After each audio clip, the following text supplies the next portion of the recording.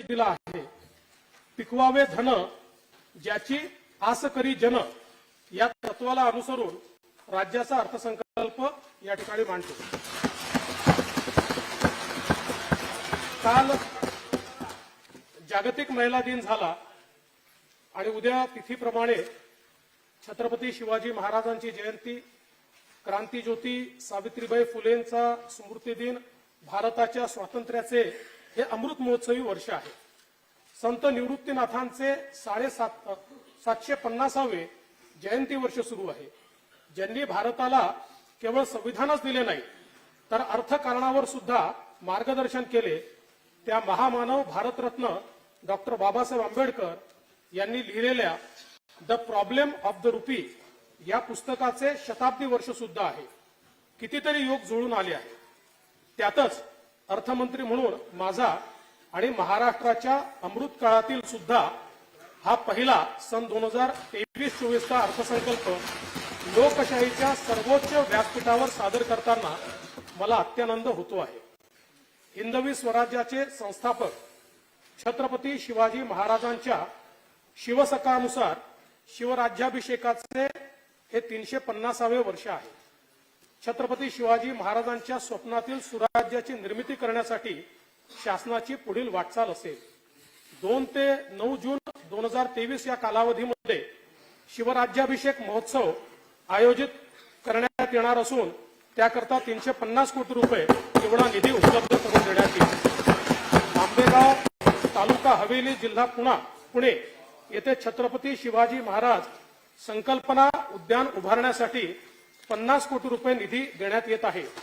याच धर्तीवर मुंबई, अमरावती, नाशिक, छत्रपती संभाजीनगर आणि नागपूर येथे दृकश्राव्य माध्यम सुविधेसह सार्वजनिक उद्याने विकसित करण्यात येतील.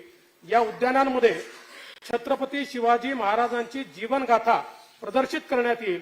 यासाठी 250 कोटी रुपये निधी देण्यात येईल. छत्रपती शिवाजी महाराजांचे जन्मस्थान किल्ले शिवनेरीवर महाराजांच्या जीवन चरित्रावर संग्रहालय उभारण्यात येईल. शिवकालीन किल्ल्यांच्या संवर्धनाकरता 300 कोटी रुपये निधी उपलब्ध करून देण्यात येईल. भारत विकसित राष्ट्र व्हावे हा माननीय पंतप्रधान महोदयांचा निर्धार असून त्या दृष्टीने 2027 पर्यंत भारताच्या अर्थव्यवस्थेचे आकारमान 5 ट्रिलियन व्हावे हे त्यांचे उद्दिष्ट आहे. त्यात $1 ट्रिलियन वाटा महाराष्ट्राचा असावा असा आमचा संकल्प आहे. यासाठी आर्थिक सल्लागार परिषदेची स्थापना करून त्यात उद्योग क्षेत्रातील प्रमुख व्यक्तींचा समावेश करण्यात आला आहे. राज्याच्या जलद आणि सर्वसमावेशी विकासासाठी नीती आयोगाच्या धर्तीवर महाराष्ट्र इन्स्टिट्यूशन फॉर ट्रान्सफॉर्मेशन मित्र ही संस्था स्थापन करण्यात आली आहे. केंद्र सरकारच्या यंदाच्या अर्थसंकल्पात महाराष्ट्रातील विविध प्रकल्पांसाठी 36,000 कोटीहून अधिकची तरतूद झाली. मी माननीय पंतप्रधान नरेंद्र मोदीजी यांचे महाराष्ट्राच्या जनतेच्या वतीने मनपूर्वक आभार मानतो. अमृत काळातील राज्याचा हा पहिला अर्थसंकल्प 5 ध्येयांवर आधारित असून पंचामृत असा आहे. ते पुढील प्रमाणे: पहिले अमृत शाश्वत शेती, समृद्ध शेतकरी. दुसरे अमृत महिला, आदिवासी, मागासवर्ग, ओबीसी सह सर्व समाज घटकांचा सर्वसमावेशक विकास. तिसरे अमृत भरीव भांडवली गुंतवणुकीतून पायाभूत सुविधा विकास. चौथे अमृत रोजगार निर्मिती, सक्षम कुशल रोजगारक्षम युवा. पाचवे अमृत पर्यावरण पूरक विकास. मी आता पहिल्या अमृताकडे जातो. शाश्वत शेती, समृद्ध शेतकरी. जगद्गुरु तुकाराम महाराज म्हणतात, एका बीजा केला नास, मग भोगिले कणीस. एक बीज पेरले की त्यातून असंख्य कणस तयार होतात. आज मात्र हवामान बदल, अवकाळी, अवर्षण अशा असंख्य समस्यांनी अन्नदाता ग्रासला आहे. शाश्वत शेतीसाठी अनेक उपाय होत असले तरी त्याला हक्काच्या मदतीची हमी आवश्यक आहे. कायम शेतकऱ्यांच्या पाठीशी उभे राहण्याचीच आमची भूमिका आहे. यावर्षी अडचणीत असलेल्या कांदा उत्पादक शेतकऱ्यांना आवश्यक ती मदत केली जाईल. अन्नदाता बळीराजाच्या उत्पन्न वाढीसाठी माननीय पंतप्रधानांच्या संकल्पनेतून साकारलेला प्रधानमंत्री कृषी सन्मान निधी योजनेत राज्य शासनाच्या अनुदानाची भर घालणारी नमो शेतकरी महासन्मान निधी ही योजना मी जाहीर करतो। या योजनेत केंद्र सरकारच्या प्रतिवर्ष प्रति शेतकरी 6,000 रुपयात राज्य सरकार आणखी 6,000 रुपयाची भर घालेल। त्यामुळे राज्यातील शेतकऱ्यांना 12,000 रुपये प्रतिवर्षी मिळतील। याचा लाभ 1,15,00,000 शेतकरी कुटुंबांना त्या ठिकाणी होणार आहे। यासाठी सन 2023-24 मध्ये 6,900 कोटी रुपये इतका नियतव्यय प्रस्तावित आहे। केंद्र सरकारच्या 2016च्या प्रधानमंत्री पीक विमा योजनेत विमा हप्त्याच्या 2% रक्कम शेतकऱ्याने भरण्याची तरतूद आहे। आता हा भार सुद्धा शेतकऱ्यावर न ठेवता त्याच्या हिस्स्याचा विमा हप्ता राज्य सरकार भरेल। शेतकऱ्यांना केवळ 1 रुपया भरून प्रधानमंत्री पीक विम्याच्या पोर्टलवर नोंदणी करता येईल। या योजनेत वार्षिक 3,312 कोटी रुपये तरतूद राज्य शासनाकडून करण्यात येईल। महात्मा ज्योतिराव फुले शेतकरी कर्जमुक्ती योजनेत गेल्या 2 अर्थसंकल्पात जाहीर झालेल्या पण न दिलेल्या नियमित पीक कर्ज परतफेड करणाऱ्या शेतकऱ्यांना 50,000 रुपयापर्यंत प्रोत्साहनपर लाभ देण्यात आला आहे। 15 फेब्रुवारी 2023 पर्यंत 12,84,000 पात्र खातेधारकांच्या बँक खात्यात 4,683 कोटी रुपये थेट देण्यात आले आहेत। शेतीच्या शाश्वत विकासासाठी सर्वसमावेशकता अत्यंत गरजेची आहे, म्हणून महाकृषी विकास अभियान योजना मी जाहीर करतो। यात पीक फळपीक या मूलभूत घटकाच्या उत्पादनापासून तर मूल्यवर्धनापर्यंतची प्रक्रिया तसेच तालुका जिल्हानिहाय शेतकरी गट समूहांसाठी एकात्मिक पीक आधारित प्रकल्प आराखडा तयार केला जाईल। यातून शेतकऱ्यांच्या उत्पन्नात भरीव वाढ होईल। आगामी 5 वर्षात या योजनेकरता 3,000 कोटी रुपये उपलब्ध करून दिले जातील। आमच्या सरकारने 2017 साली छत्रपती शिवाजी महाराज शेतकरी सन्मान योजना सुरू केली होती। मधल्या काळात अनेक लाभार्थ्यांना या योजनेचे लाभ देण्यात आले नाहीत। छत्रपती शिवाजी महाराज शेतकरी सन्मान योजनेच्या उर्वरित पात्र शेतकऱ्यांना त्यांचे लाभ देण्यात येतील। धान विक्रीवर प्रति क्विंटल बोनस देण्याची पद्धत प्रचलित आहे। आता नवीन योजनेद्वारे धानाची विक्री न तपासता 7/12च्या नोंदीवरील लागवडीच्या क्षेत्र प्रमाणात धान उत्पादक शेतकऱ्यांना खरीप हंगाम 2022-23 साठी डीबीटीद्वारे 2 हेक्टरच्या मर्यादेत प्रति हेक्टरी 15,000 रुपये प्रोत्साहनपर रक्कम देण्याचा निर्णय घेण्यात आला आहे। जून 2015 मध्ये सुरू केलेल्या मागेल त्याला शेततळे योजनेचा विस्तार करण्यात येत असून आता मागेल त्याला फळबाग, मागेल त्याला ठिबक सिंचन, मागेल त्याला शेततळे, मागेल त्याला शेततळ्याचं अस्तरीकरण, मागेल त्याला शेडनेट, मागेल त्याला हरितगृह आणि मागेल त्याला आधुनिक पेरणी यंत्र आणि कॉटन श्रेडर हे घटक उपलब्ध करून देण्याचे प्रस्तावित आहे। या योजनेकरता सन 23-24 मध्ये 1,000 कोटी रुपयाचा नियतव्यय प्रस्तावित आहे। सुमारे 200 कोटी रुपयाच्या भागभांडवलासह कोकणासाठी काजू बोर्डाची निर्मिती करण्यात आली आहे। सध्या साध्या काजू बोंडूपेक्षा प्रक्रिया केलेल्या बोंडूची किंमत 7 पटीने अधिक आहे। उत्पन्न वाढीसाठी कोकणामध्ये काजू बोंडू प्रक्रिया केंद्र स्थापन करण्यात येतील। काजूच्या लागवडीपासून प्रक्रिया आणि विक्रीपर्यंत शेतकऱ्यांना सहाय्य करण्यासाठी काजू फळ विकास योजना संपूर्ण कोकण, कोल्हापूर जिल्ह्यातील चंदगड आणि आजरा या तालुक्यात राबवण्यात येईल। आगामी 5 वर्षात या योजनेकरता 1,325 कोटी रुपये एवढी तरतूद करण्यात येईल। अपघातग्रस्त शेतकऱ्यांच्या कुटुंबांना विमा छत्र देण्यासाठी विमा कंपन्यांमार्फत गोपीनाथ मुंडे अपघात विमा योजना राबवण्यात येते। मात्र विमा दावे प्राप्त करण्यासाठी शेतकऱ्यांना पाठपुरावा करावा लागतो। शेतकऱ्यांचा त्रास दूर करण्यासाठी आता राज्य सरकार गोपीनाथ मुंडे शेतकरी सुरक्षा सानुग्रह अनुदान योजना राबवेल। ही सानुग्रह अनुदान योजना असेल आणि या सुधारित योजनेत अपघातग्रस्त शेतकऱ्याच्या कुटुंबास 2 लाखापर्यंत सानुग्रह अनुदान दिले जाईल। नैसर्गिक शेतीला प्रोत्साहन देताना आगामी 3 वर्षात राज्यातील 25 लाख हेक्टर क्षेत्र सेंद्रिय शेतीखाली आणण्यात येईल. 1000 जैवनिविष्ठा स्त्रोत केंद्रे स्थापन करून डॉक्टर पंजाबराव देशमुख जैविक शेती मिशनची व्याप्ती वाढवण्यात येईल. याकरता 3 वर्षात 1000 कोटी रुपयाचा निधी दिला जाईल. संयुक्त राष्ट्रसंघाने 2023 हे आंतरराष्ट्रीय तृणधान्य वर्ष म्हणून घोषित केले आहे. आम्ही महाराष्ट्र श्री अन्न अभियान सुरू केले आहे. त्यासाठी 200 कोटी रुपये तरतूद प्रस्तावित आहे. श्री अन्नाच्या उत्पादन वाढीसाठी तंत्रज्ञानाचा प्रसार, पीक प्रात्यक्षिके, यांत्रिकीकरण प्रक्रिया, मूल्य साखळी विकास आणि प्रचार प्रसिद्धीकरण याचा अंतर्भाव आहे. सोलापूर येथे श्री अन्न उत्कृष्टता केंद्र स्थापन करण्यात येईल. कृषी व संलग्न क्षेत्रात अत्याधुनिक तंत्रज्ञानाचे उपयोजन व प्रसार करण्यासाठी नागपूर येथे डॉक्टर पंजाबराव देशमुख कृषी महाविद्यालय आंतरराष्ट्रीय कृषी सुविधा केंद्र स्थापन करण्यात येईल. या केंद्रासाठी 227 कोटी 46 लाख रुपये खर्च अपेक्षित आहे. नागपूर येथील काटोल व कळमेश्वर, मोर्शी, अमरावतीमधील मोर्शी आणि बुलढाणा जिल्ह्यात आधुनिक संत्रा प्रक्रिया केंद्र उभारण्यात येतील. याकरता 20 कोटी रुपये निधी उपलब्ध करून दिला जाईल. विदर्भ आणि मराठवाड्यातील 14 विपत्तीग्रस्त जिल्ह्यातील केशरी शिधापत्रिका धारक शेतकऱ्यांना आता अन्नधान्याच्या ऐवजी रोख रक्कम थेट त्यांच्या आधार संलग्न बँक खात्यात देण्यात येईल.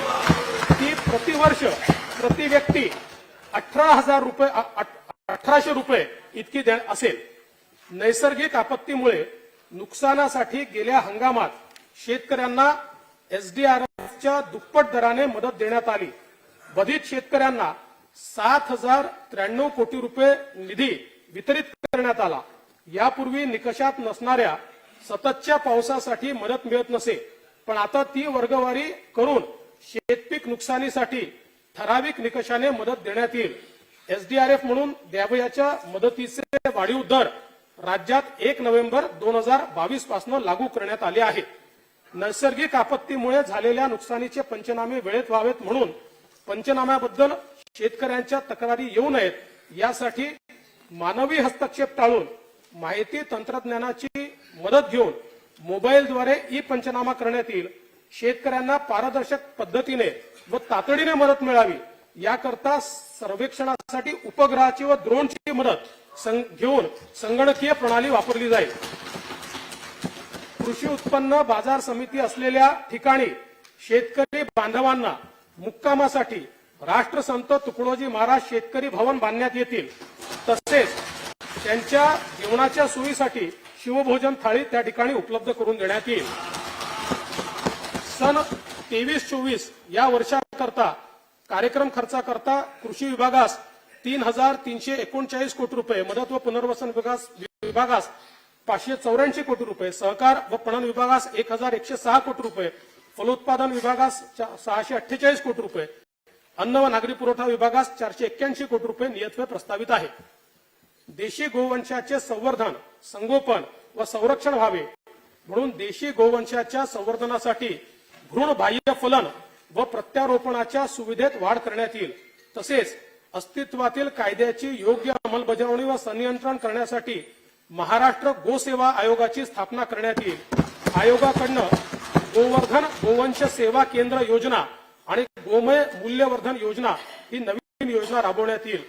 विदर्भ मराठवाड्यातील 11 जिल्ह्यांमध्ये दुग्ध विकास प्रकल्पाचा दुसरा टप्पा राबवण्यासाठी सन 2023-24 मध्ये 160 कोटी रुपयाचा नियतव्यय प्रस्तावित करण्यात आला आहे. अहमदनगर जिल्ह्यात नवीन पशुवैद्यकीय महाविद्यालय स्थापन करण्यात येईल. राजे यशवंतराव होळकर महामेष योजनेअंतर्गत मेंढी पालनासाठी अनुदान देण्यात येते. या योजनेची प्रभावी अंमलबजावणी करण्यासाठी भरीव निधी देण्यात येईल. राष्ट्रीय सहकार विकास महामंडळाकडून राज्यातील धनगर व तत्सम जमातीतील लाभार्थ्यांना मेंढी शेळी पालनाकरता 10,000 कोटी रुपयांचे बिनव्याजी कर्ज उपलब्ध करून देण्याची साठी महाराष्ट्र मेंढी व शेळी सहकार विकास महामंडळाची स्थापना करण्यात येईल. या महामंडळाचे मुख्यालय अहमदनगर या ठिकाणी राहील. धनगर समाजाच्या उन्नतीकरता शासनाने 2019 मध्ये आदिवासी उपयोजनेच्या धर्तीवर वेगवेगळ्या 22 योजना राबवण्याचा 1,000 कोटी रुपये किमतीचा कार्यक्रम हाती घेतला होता. सदर कार्यक्रम पूर्ण करण्यासाठी आवश्यक तो निधी सर्वसाधारण योजनेतनं, आदिवासी योजनेतनं नाही, सर्वसाधारण योजनेतनं उपलब्ध करून देण्यात येईल। या योजनांचे संनियंत्रण मंत्रिमंडळाने प्राधिकृत केलेली शक्ती प्रदत्त समिती करेल। प्रकल्पबाधित मच्छीमारांना नुकसान भरपाई देण्यासाठी सर्वसमावेशक धोरण करणारे महाराष्ट्र हे पहिले राज्य आहे। प्रकल्पामुळे विस्थापित तसेच तात्पुरत्या प्रभावित मच्छीमार कुटुंबांच्या कल्याणासाठी प्रकल्पाच्या 2% किंवा कमाल 50 कोटी रुपये रकमेचा मत्स्य विकास कोष स्थापन करण्यात येईल। मच्छीमारांना डिझेल अनुदानासाठी यांत्रिक नौकेच्या कमाल 120 अश्वशक्तीच्या इंजिनाची मर्यादा होती। ही मर्यादा आता शासनाने काढून टाकली असून त्यामुळे 85,000 अधिकच्या मच्छीमार बांधवांना आता या योजनेचा लाभ मिळेल आणि अनुदानाचा वर्षानुवर्ष असलेला अनुशेष यावरची पूर्णता दूर करण्यात येईल आणि त्याकरता 269 कोटी रुपयाची तरतूद ही प्रस्तावित केलेली आहे। केंद्र शासनाच्या मदतीने या वर्षापासून पारंपरिक मासेमारी करणाऱ्या मच्छीमार बांधवांसाठी 5 लाख रुपये विमा छत्राची योजना सुरू करण्यात येईल। सन 2023-24 या वर्षासाठी कार्यक्रम खर्चाकरिता पशुसंवर्धन, दुग्ध व्यवसाय व मत्स्य व्यवसाय विभागास 508 कोटी रुपये नियतव्यय प्रस्तावित आहे।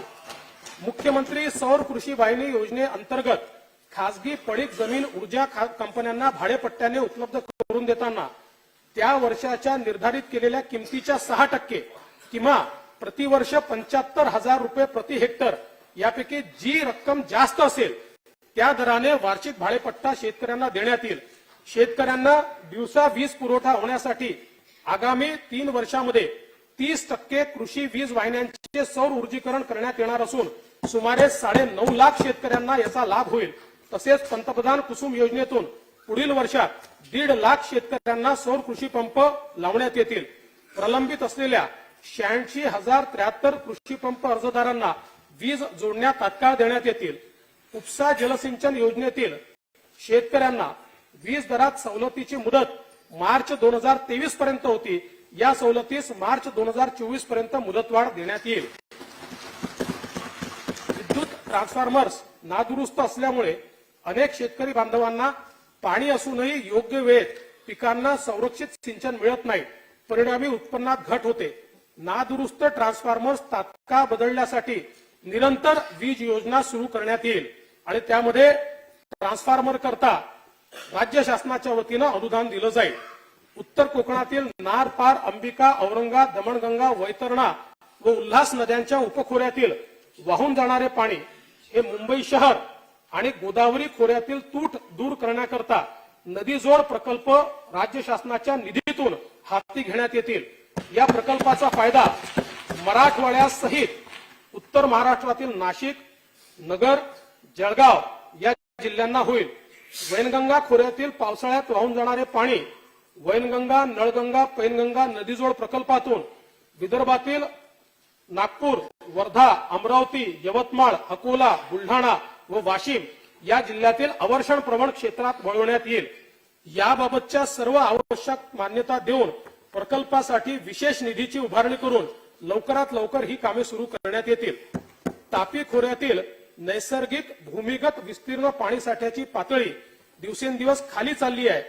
पश्चिम विदर्भ आणि उत्तर महाराष्ट्राच्या सिंचनाच्या दृष्टीने महत्वपूर्ण असलेल्या तापी महापुनर्भरण प्रकल्पाच्या मंजुरीसाठी केंद्र सरकारकडे पाठपुरावा करण्यात येईल।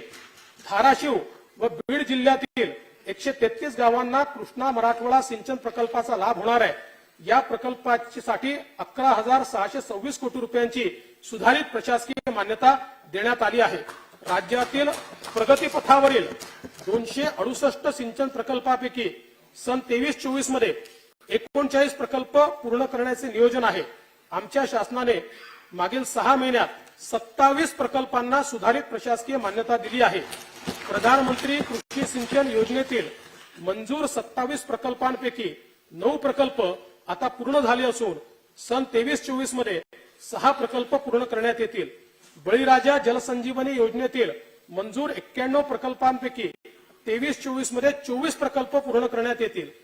गोसीखुर्द राष्ट्रीय प्रकल्पास सन 23-24 मध्ये 1500 कोटी रुपये निधी उपलब्ध करून देण्यात येईल। हा प्रकल्प जून 2024 पर्यंत पूर्ण करण्याचे नियोजित केले आहे। कोकणामध्ये सिंचनाच्या सोयी सुविधा निर्माण करण्याकरता एक विशेष कृती कार्यक्रम हाती घेण्यात येईल। तसेच खारभूमी बंधाऱ्यांच्या कामांना गती दिली जाईल। सन 2023-24 या वर्षासाठी कार्यक्रम खर्चाकरता जलसंपदा लाभक्षेत्र विकास व खारभूमी विकास विभागास 15,066 कोटी रुपये नियतव्यय प्रस्तावित आहे। मराठवाड्याच्या दुष्काळ मुक्तीसाठी सिंचन पिण्याच्या पाण्याच्या सततच्या समस्येवर मात करण्यासाठी छत्रपती संभाजीनगर जिल्ह्यात गंगापूर, वैजापूर व पैठण तालुक्यात जायकवाडी धरणातनं, बीड व लातूर जिल्ह्याकरता जायकवाडी, माजलगाव, ऊर्ध्व मनार या धरणातनं, धाराशिव जिल्ह्यासाठी उजनी, सीना, कोळेगाव, निम्न तेरणा धरणातनं प्रथम, द्वितीय व तृतीय वॉटर ग्रीड निर्माण करण्याची कारवाई सुरू आहे। हर घर जल योजनेअंतर्गत मराठवाडा वॉटर ग्रीडचा प्रस्ताव केंद्र शासनाच्या मान्यतेकरता पाठवण्यात आला आहे। जलजीवन मिशन अंतर्गत 2023-24 मध्ये 17,72,000 कुटुंबांना नळ जोडणी देण्याचे प्रस्तावित असून सुमारे 20,000 कोटी रुपये नियतव्यय याकरता प्रस्तावित आहे। राज्यातील सर्व शहरे जलशाश्वत करण्यासाठी सुवर्ण जयंती नगरोत्थान महाअभियानातून पाणी पुरवठा प्रकल्प हाती घेण्यात येतील। स्वच्छ महाराष्ट्र अभियानातून 1,656 MLD क्षमतेचे मलनिस्सारण प्रकल्प, 10,000 किलोमीटर मलजल वाहिनी, 4,55,00,000 मेट्रिक टन साठलेल्या कचऱ्यावर प्रक्रिया करण्याचे प्रकल्प हाती घेण्यात येतील। 22 नागरी स्थानिक स्वराज्य संस्थांना 124 यांत्रिक रस्ता सफाई वाहने उपलब्ध करून देण्यात येतील। ग्रामीण भागातील घनकचरा व सांडपाणी व्यवस्थापनाअंतर्गत 15,146 गावांमधील कामे पूर्ण करण्यात येतील। सन 23-24 मध्ये या वर्षासाठी कार्यक्रम खर्चासाठी पाणी पुरवठा व स्वच्छता विभागास 3,545 कोटी रुपये इतका नियतव्यय प्रस्तावित केला आहे। यावर्षी अल निनोच्या परिणामामुळे मान्सूनचा पाऊस सरासरीपेक्षा कमी होण्याची शक्यता वर्तवली जात आहे। त्यामुळे पावसाच्या प्रत्येक थेंबातून जलसंवर्धन आवश्यक आहे। 2015 ते 19 या काळात 22,500 गावांमध्ये जलयुक्त शिवार अभियान राबविण्यात आले। 20,544 गावे जलस्वयंपूर्ण होऊन 27 लाख सहस्त्र घनमीटर पाणी साठा क्षमता निर्माण झाली।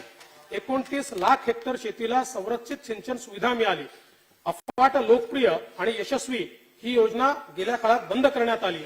शेतकऱ्याच्या कल्याणासाठी आता पुन्हा जलयुक्त शिवार योजना 2 प्रारंभ करून 5,000 गावांमध्ये ती राबवण्यात येईल। 2017 मध्ये प्रारंभ करण्यात आलेल्या गाळमुक्त धरण गाळयुक्त शिवार योजनेतून 8,500 जलसाठ्यातून 7 कोटी घनमीटर गाळ काढण्यात आला। 12,500 हून अधिक गावात 66,000 पेक्षा अधिक शेतकऱ्यांच्या शेतात तो टाकण्यात आला। त्यामुळे शेतीच्या उत्पादकतेत वाढ आणि धरणाच्या साठवण क्षमतेत भरीव वाढ असे दुहेरी उद्देश सफल झाले। जलसाठ्यांमधून अजून 44 कोटी घनमीटर गाळ असल्याचा अंदाज आहे। या योजनेस पुढील 3 वर्षासाठी मुदतवाढ देण्यात येते आहे। सन 2023-24 मध्ये कार्यक्रम खर्चाकरता मृदू व जलसंधारण विभागास 3,886 कोटी रुपये इतका निधी प्रस्तावित आहे। प्रथम अमृत शाश्वत शेती समृद्ध शेतकरी या कार्यक्रम खर्चाकरता एकूण 29,163 कोटी रुपयाची तरतूद उपलब्ध करून देण्यात येत आहे। आता मी पंचामृतापैकी द्वितीय अमृतकडे वळतो। द्वितीय अमृत महिला, आदिवासी, मागासवर्ग, ओबीसी या सर्व समाज घटकांचा सर्वसमावेशक विकास। अध्यक्ष महोदय, काल 8 मार्च रोजी जागतिक महिला दिन साजरा करण्यात आला।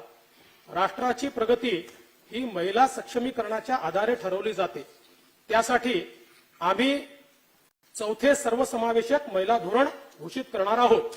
जगद्गुरु तुकाराम महाराज म्हणतात, लाडकी लेक मी संताची, मजवरी कृपा बहुतांची।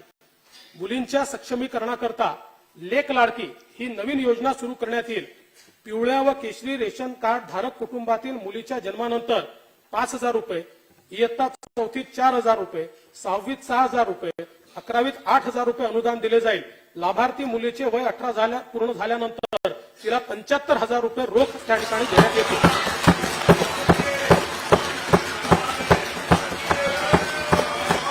महोदय, महिलांना राज्य परिवहन महामंडळाच्या बस प्रवास तिकीट दरात सरसकट 50% सवलत महिला खरेदीदाराला निवासी घटकाच्या खरेदीत मुद्रांक शुल्कामध्ये 1% सवलत देण्यात आली आहे.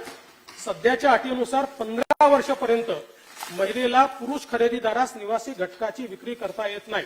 सदर अट शिथिल करण्यात येईल. तसेच महिलांना अन्य करात सवलतीची घोषणा भाग 2 मध्ये मी करणार आहे. बचत गटांच्या माध्यमातून 37 लाख ग्रामीण महिलांना उपजीविकेची साधने उपलब्ध करून देण्यात आली आहेत.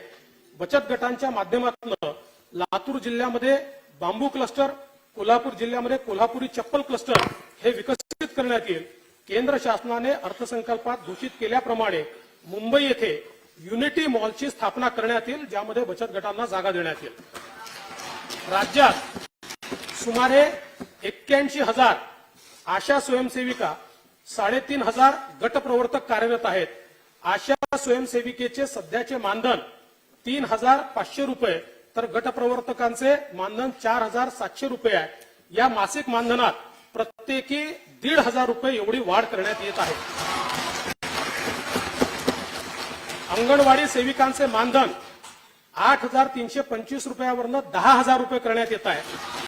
मिनी अंगणवाडी सेविकांचे मानधन 5,975 वरनं 7,200 रुपये आणि अंगणवाडी मदतनीसांचे मानधन 4,425 वरनं 5,500 रुपये करण्यात येते आहे. महिलांच्या सुरक्षित आणि सुविधाजनक प्रवास आणि पर्यटनासाठी महिला केंद्रित पर्यटन धोरण तयार करण्यात येईल. देशाच्या सामाजिक आर्थिक प्रगतीशील बदलांमुळे शहरी भागात नोकरी करता अनेक महिला त्यांचे घर सोडून राहतात. अशा नोकरी करणाऱ्या महिलांसाठी केंद्र शासनाच्या मदतीने नवीन 50 वसतिगृहे सुरू करण्यात येतील. सध्या राबविण्यात येत असलेल्या अडचणीत सापडलेल्या महिलांसाठी किंवा लैंगिक शोषणापासून मुक्त केलेल्या महिलांसाठी, कौटुंबिक समस्याग्रस्त महिलांसाठी स्वाधार व उज्ज्वला या 2 योजना एकत्रित करून केंद्र शासनाच्या मदतीने शक्ती सदन ही नवी योजना सुरू करण्यात येईल. या योजनेमध्ये पीडित महिलांना आश्रय, विधी सेवा, आरोग्य सेवा, समुपदेशन इत्यादी सेवा देण्यात येतील. या योजनेअंतर्गत नवीन 50 शक्ती सदन सुरू करण्यात येतील. यात 60% केंद्र सरकार देणार आणि 40% राज्य सरकार देणार आहे. महिलांच्या आरोग्यासाठी माता सुरक्षित तर घर सुरक्षित अभियानाअंतर्गत 4 कोटी महिला व मुलींची आरोग्य तपासणी व औषधोपचार करण्यात येतील. राज्यातील अंगणवाडी, मिनी अंगणवाडी सेविका, मदतनीस यांची रिक्त असलेली सुमारे 20,000 पदे भरण्यात येतील. सन 23-24 वर्षासाठी कार्यक्रम खर्चाकरता महिला व बाल विकास विभागास 2,843 कोटी रुपये नियतव्यय प्रस्तावित आहे. आता मी आरोग्याच्या दृष्टीने अत्यंत महत्वाची घोषणा करतो आहे. महात्मा ज्योतिराव फुले जनआरोग्य योजनेत उपचाराची मर्यादा वार्षिक 1.5 लाखावरनं 5 लाख रुपये करण्यात येते.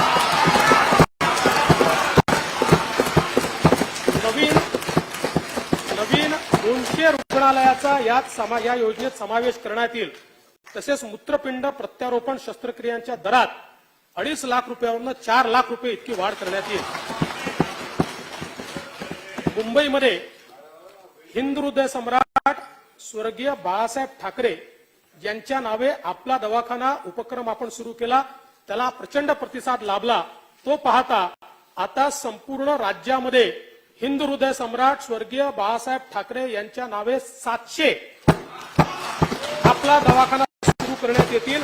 त्यात विनामूल्य वैद्यकीय चाचण्या, चिकित्सा व उपचार करण्यात येतील.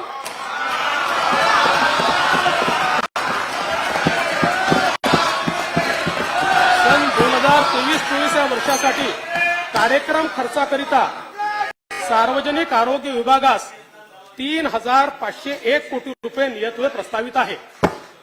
आमचे सरकार कायम अंत्योदयाचा विचार करणारे आहे. त्यामुळे संजय गांधी निराधार अनुदान योजना आणि श्रावणबाळ सेवा राज्य निवृत्ती योजनेतील पात्र लाभार्थ्यांच्या अर्थसहाय्यात 1,000 वरनं 1,500 रुपये इतकी वाढ करण्यात येत आहे. यासाठी 2,000 400 कोटी रुपयाचा अतिरिक्त तरतूद करण्यात येईल। हे मानधन प्रतिमाह पहिल्याच आठवड्यात नियमितपणे प्रदान करण्यात येईल।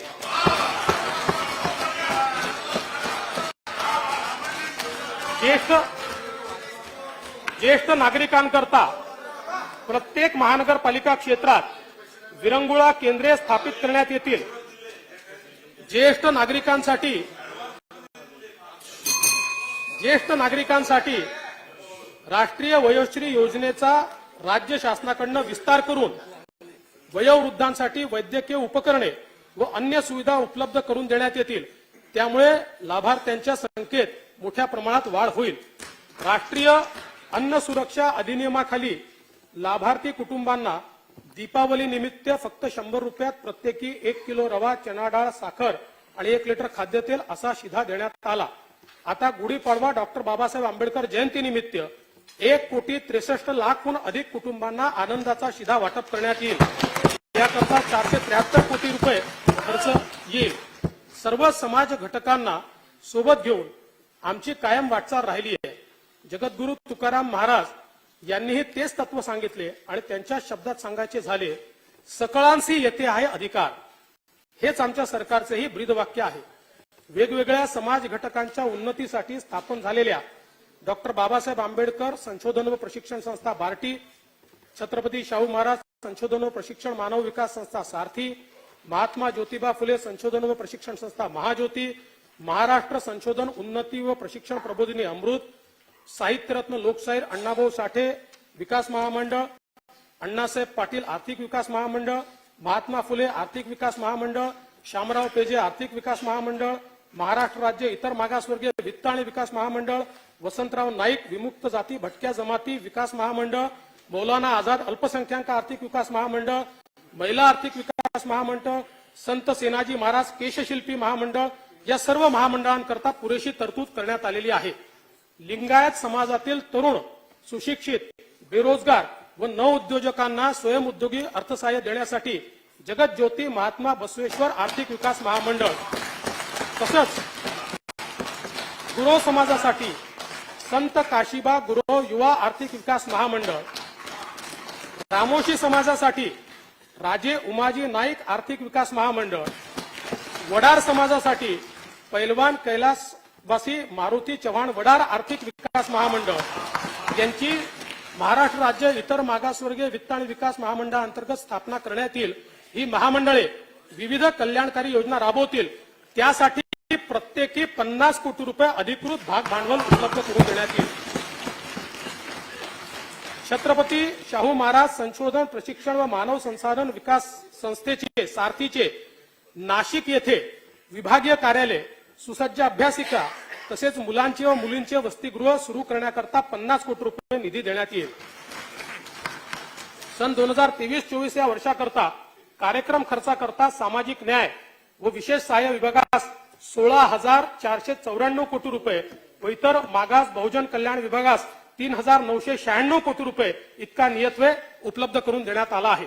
आमच्या शासनाने 15 डिसेंबर 2022 रोजी स्वतंत्र दिव्यांग कल्याण विभाग निर्माण केला। या विभागाकडून दिव्यांगांचे शिक्षण, पुनर्वसन, रोजगार, स्वयंरोजगार यासंबंधी कार्यक्रमांची अंमलबजावणी करण्यात येईल। आदिवासी विभागाच्या माध्यमातून 250 शासकीय आदिवासी आश्रमशाळांना आदर्श आश्रमशाळा म्हणून दर्जोन्नत करण्यात येईल। अनुसूचित जमातीच्या पीएचडी करणाऱ्या 100 विद्यार्थ्यांना दरवर्षी अधिक छात्रवृत्ती योजना राबवण्यात येईल। अल्पसंख्याक महिलांच्या आर्थिक विकासासाठी 15 जिल्ह्यांमध्ये सुमारे 3,000 बचत गटाची निर्मिती करण्यात येईल। बचत गटातील महिलांना कौशल्य विकास प्रशिक्षण देण्यात येईल। अल्पसंख्याक समुदायातील उच्च शिक्षण घेणाऱ्या विद्यार्थ्यांच्या शिष्यवृत्तीच्या रकमेत 25,000वरून 50,000 रुपये इतकी वाढ करण्यात आली आहे। सन 2023-24 या वर्षासाठी कार्यक्रम खर्चासाठी दिव्यांग कल्याण विभागास 1,416 कोटी, आदिवासी विकास विभागात 12,655 कोटी आणि अल्पसंख्याक विकास विभागास 743 कोटी रुपये इतका नियतव्यय प्रस्तावित आहे। सर्वांसाठी घरे ही माननीय पंतप्रधान महोदयांची अतिशय महत्वाकांक्षी योजना आहे। राज्यातही ग्रामीण भागांमध्ये ग्रामीण भागात 10 लाख घरांचा कार्यक्रम हाती घेण्यात येत आहे. प्रधानमंत्री आवास योजनेत यावर्षी 4 लाख घरे बांधून पूर्ण करण्यात येतील. यातील 2.5 लाख घरे अर्थात 60% घरे ही अनुसूचित जाती जमातीच्या लाभार्थ्यांसाठी तर 1.5 लाख घरे इतर प्रवर्गासाठी असतील. रमाई आवास योजनेत 1800 कोटी रुपये निधी देऊन 1.5 लाख घरकुलांची बांधणी यावर्षी करण्यात येईल आणि यासाठी यापैकी किमान 25,000 घरे ही मातंग समाजाकरता राखीव ठेवण्यात येतील. शबरी, पारधी व आदिम आवास योजनेत 1200 कोटी रुपये खर्चून 1 लाख घरे यावर्षी बांधण्यात येतील. यशवंतराव चव्हाण मुक्त वसाहत योजनेत विमुक्त जाती व भटक्या जमातीसाठी 25,000 तसेच धनगर समाजातील लाभार्थ्यांसाठी 25,000 घरे बांधण्यात येतील. यासाठी 600 कोटी रुपयाचा नियतव्यय उपलब्ध करून देण्यात येईल. इतर नवीन योजना इतर मागासवर्गीय लाभार्थ्यांसाठी येत्या 3 वर्षात 10 लाख घरे बांधण्यासाठी नवीन मोदी आवास घरकुल योजना सुरू करण्यात येत आहे. या योजनेसाठी 3 वर्षामध्ये 12,000 कोटी रुपये उपलब्ध करून देण्यात येतील. यापैकी 3 लाख घरे 3,600 कोटी रुपये खर्च करून 2023-24 या पहिल्याच वर्षात पूर्ण करण्यात येतील.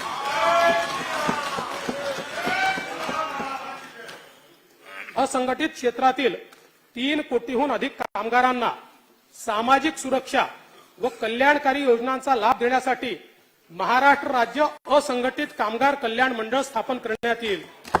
राज्यातील ऑटो रिक्षा, टॅक्सी चालक व मालकांसाठी कल्याणकारी योजना राबवण्याकरता महाराष्ट्र राज्य ऑटो रिक्षा टॅक्सी चालक मालक कल्याणकारी महामंडळ स्थापन करण्यात येईल.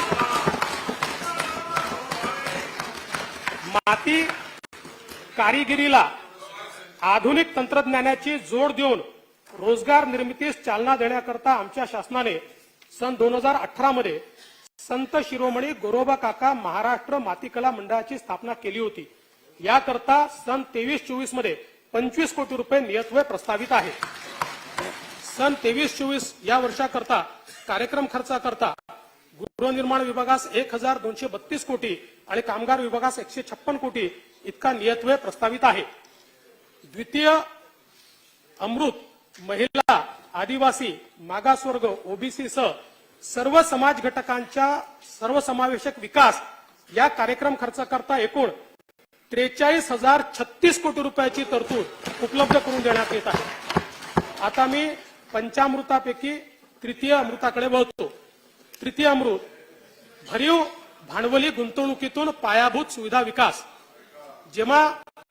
देश जेव्हा $5 ट्रिलियन अर्थव्यवस्थेकडे झेप घेतोय तेव्हा महाराष्ट्राने सुद्धा त्यात $1 ट्रिलियन अर्थव्यवस्थेचा वाटा उचलण्याचे ठरवले आहे. सन 2028-29 पर्यंत स्थूल देशांतर्गत उत्पन्नात 14.2% 20% इतकी झेप घेण्यासाठी पायाभूत सुविधा निर्मितीवर आमचा भर आहे. यातून राज्याचा समग्र विकास साध्य होणार आहे. हिंदुहृदय सम्राट बाळासाहेब ठाकरे महाराष्ट्र समृद्धी महामार्गाचे 88% काम पूर्ण झाले आहे. यातील नागपूर ते शिर्डी या पहिल्या टप्प्याचे लोकार्पण माननीय पंतप्रधानांच्या हस्ते डिसेंबर 22 मध्ये झाले आहे. फेब्रुवारी 2023 पर्यंत 10 लाख वाहनांनी या मार्गाचा वापर केला आहे. आता या महामार्गाचा विस्तार करून सिंदखेड राजा नोड पासून शेगाव पर्यंत चौपदरी महामार्ग बांधण्यात येईल. वर्धा जिल्ह्यातील पवनार ते सिंधुदुर्ग जिल्ह्यातील पात्रादेवी असा नागपूर गोवा शीघ्र संचार द्रुतगती महामार्ग अर्थात महाराष्ट्र शक्तीपीठ महामार्गाचा तांत्रिक आणि वित्तीय सुसहाय्यता अहवाल तयार होतो आहे. 760 किलोमीटरच्या या महामार्गामुळे माहूर, तुळजापूर, कोल्हापूर, अंबाजोगाई ही शक्तीपीठे जोडली जाणार आहेत. औंढ्या नागनाथ, परळी वैजनाथ ही 2 ज्योतिर्लिंगे, नांदेड येथील तख्त सचखंड श्री हुजूर साहेब गुरुद्वारा, महाराष्ट्राचे आराध्य दैवत असलेल्या विठ्ठल रुक्माईचे पंढरपूर, कारंजा लाड, अक्कलकोट, गाणगापूर, नरसोबाची वाडी, औदुंबर ही तीर्थक्षेत्रेही जोडली जातील. हिंगोली, नांदेड, परभणी, बीड, लातूर, धाराशिव अशा 6 जिल्ह्यातनं जाणारा हा महामार्ग मराठवाड्यातील अर्थकारणाला भक्कम पाठबळ देईल. वर्धा, यवतमाळ, सोलापूर, सांगली, कोल्हापूर, सिंधुदुर्ग या जिल्ह्यांच्या विकासाला सुद्धा यातून एक मोठी चालना मिळेल. या प्रकल्पावर 86,300 कोटी रुपये एवढा खर्च अपेक्षित आहे. पुणे शहरातील वाहतूक कोंडी कमी करण्याच्या दृष्टीने सुमारे 27,000 कोटी रुपये खर्चून पुणे रिंग रोडचे काम सुरू आहे. सन 22-23 मध्ये 1,000 कोटी रुपये त्याला देण्यात आले आहेत. यावर्षी भूसंपादनासाठी पुरेसा निधी उपलब्ध करून देण्यात येईल. मुंबई पुणे द्रुतगती मार्गावरील खोपोली ते खंडाळा या घाट लांबीतील मिसिंग लिंकच्या बांधकामासाठी 6,695 कोटी रुपये सुधारित किमतीस मान्यता देण्यात आली आहे. या प्रकल्पाचे 60% काम पूर्ण झाले आहे. विरार ते अलिबाग हा 126 किलोमीटर लांबीची बहुउद्देशीय वाहतूक मार्गिका मल्टी मॉडेल लिंक ही अनेक राष्ट्रीय महामार्ग, नवी मुंबई आंतरराष्ट्रीय विमानतळ, जवाहरलाल नेहरू पोर्ट ट्रस्ट, मुंबई पारबंदर प्रकल्प, दिल्ली मुंबई राखीव माल वाहतूक मार्गिका आणि रेवस बंदराला जोडणारी महत्वाची मार्गिका आहे. यामध्ये बस जलद वाहतूक, मेट्रो रेल्वे, पाणी पुरवठा वाहिनी, वायू वाहिनी, सांडपाणी वाहिनी या सर्व बाबींचा समावेश आहे. प्रकल्पाचा अपेक्षित खर्च 40,000 कोटी असून सविस्तर प्रकल्प अहवाल व वित्तीय आराखडा तयार करण्याचे काम प्रगतीपथावर आहे. रायगड जिल्ह्यातील रेवस ते सिंधुदुर्ग जिल्ह्यातील रेडी या सागरी महामार्गाचे काम सुरू असून या प्रकल्पाचा एकूण खर्च 9,573 कोटी रुपये आहे. एशियाई विकास बँक प्रकल्प टप्पा 2 मध्ये सुमारे 4,000 कोटी रुपयातून 468 किलोमीटर लांबीची कामे, हायब्रिड अॅन्युटी भाग 2 अंतर्गत 90,000 कोटी रुपयातून 7,500 किलोमीटरच्या रस्ते विकासाची कामे हाती घेतली जातील.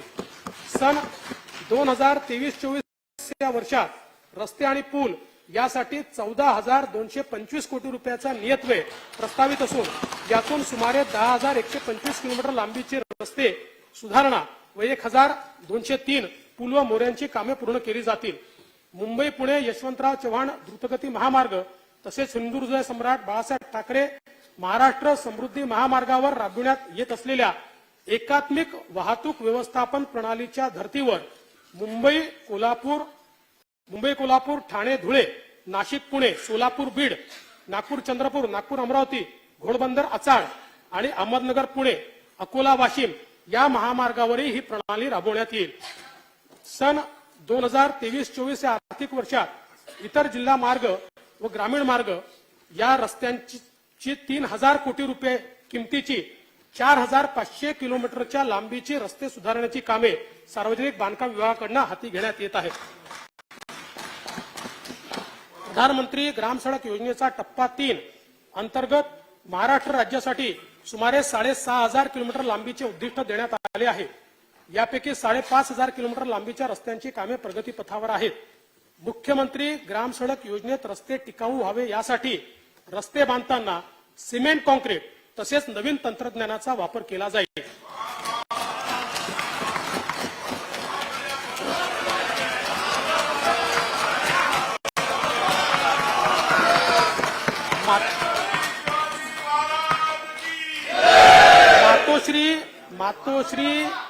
मातोश्री ग्राम समृद्धी पाणंद शेत रस्ते योजनेत सुधारणा करून नवीन योजना सुरू करण्यात येईल.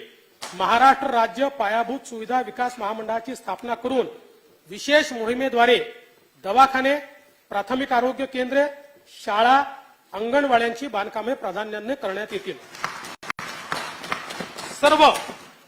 सर्व आदिवासी पाडे बारमही रस्त्यांनी जोडण्याकरता नवीन बिरसा मुंडा जोड रस्ते योजना, सर्व बंजारा तांडे जोडण्याकरता संत सेवालाल महाराज जोड रस्ते योजना तसेच सर्व धनगर वाड्या वस्त्या जोडण्याकरता यशवंतराव होळकर जोड रस्ते योजना सुरू करण्यात येईल. या योजनेकरिता 4,000 कोटी रुपयाची तरतूद करण्यात येईल. राज्यातील सीमावर्ती भागातील गावांमध्ये रस्ते, वीज, पाणी, शिक्षण, आरोग्य व ग्राम विकासाच्या विविध योजना राबवण्याकरता सर्वंकष कार्यक्रम तयार करण्यात येत आहे.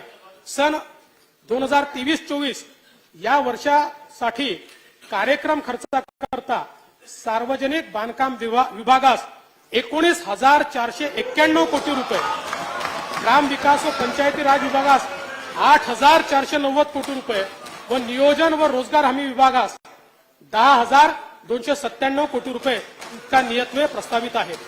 नागपूर मेट्रोच्या पहिल्या टप्प्यात 40 किलोमीटरचा मार्ग वाहतुकीसाठी खुला करण्यात आला. दुसऱ्या टप्प्यातील विस्तारीकरणाला केंद्र सरकारने मान्यता दिली असून एकूण 43.80 किलोमीटर लांबीच्या प्रकल्पाचे काम 6,708 कोटी रुपये खर्च करून सन 23-24 मध्ये हाती घेण्यात येईल. पुण्यातील हिंजवडी ते शिवाजीनगर मेट्रो रेल्वे या 23 किलोमीटरच्या लांबीच्या प्रकल्पाची अंदाजित किंमत 8,313 कोटी रुपये असून काम प्रगतीपथावर आहे. नवीन मेट्रो प्रकल्प हाती घेण्याचे प्रस्तावित असून ठाणे शहराचा वर्तुळाकार मेट्रो रेल्वे प्रकल्प, नाशिक मेट्रो नियो प्रकल्प, पुणे मेट्रोच्या पिंपरी चिंचवड ते निगडी कॉरिडॉर, स्वारगेट ते कात्रज मेट्रो प्रकल्प केंद्र शासनाच्या मान्यतेला पाठवलेले आहेत. केंद्र शासनाची मान्यता प्राप्त झाल्यानंतर या प्रकल्पाची कामे सुरू करण्यात येतील. केंद्र शासनाच्या अर्थसंकल्पात महाराष्ट्रातील रेल्वे प्रकल्पांसाठी यापूर्वी कधी झाली नाही एवढी 13,539 कोटी रुपयाची भरीव तरतूद करण्यात आली आहे. याबद्दल मी माननीय पंतप्रधान महोदयांचे राज्यातील जनतेच्या वतीने आभार मानतो. राज्याच्या ग्रामीण विशेषतः अविकसित भागात रेल्वे प्रकल्प गतीने पूर्ण करण्याचा शासनाचा मानस असून यापूर्वी बंद करण्यात आलेला 50% राज्य हिस्सा देण्याचे धोरण हे या राज्य शासनाने स्वीकारले आहे. अहमदनगर, बीड, परळी, वैजनाथ, वर्धा, यवतमाळ, नांदेड, वडसा, देसाईगंज, गडचिरोली, नागपूर, नागबीड या मार्गाची कामे विविध टप्प्यात असून केंद्र सरकारने कल्याण मुरबाड या नवीन रेल्वे मार्गाला मान्यता दिली आहे. नाशिक पुणे या सेमी हायस्पीड रेल्वे प्रकल्पाला निधी उपलब्ध करून देण्यात येईल. सोलापूर, तुळजापूर, धाराशिव या 84 किलोमीटर नवीन ब्रॉडगेज मार्गासाठी राज्य हिस्सा म्हणून 452 कोटी रुपये देण्यात येतील. त्याचप्रमाणे नांदेड, बिदर, फलटण, पंढरपूर आणि खामगाव, जालना तसेच वरोरा, चिमूर, कांपा या 4 नवीन रेल्वे प्रकल्पांसाठी सुद्धा 50% राज्य हिस्सा प्रदान केला जाईल. राज्यात सुमारे 2,500 रेल्वे फाटके आहेत.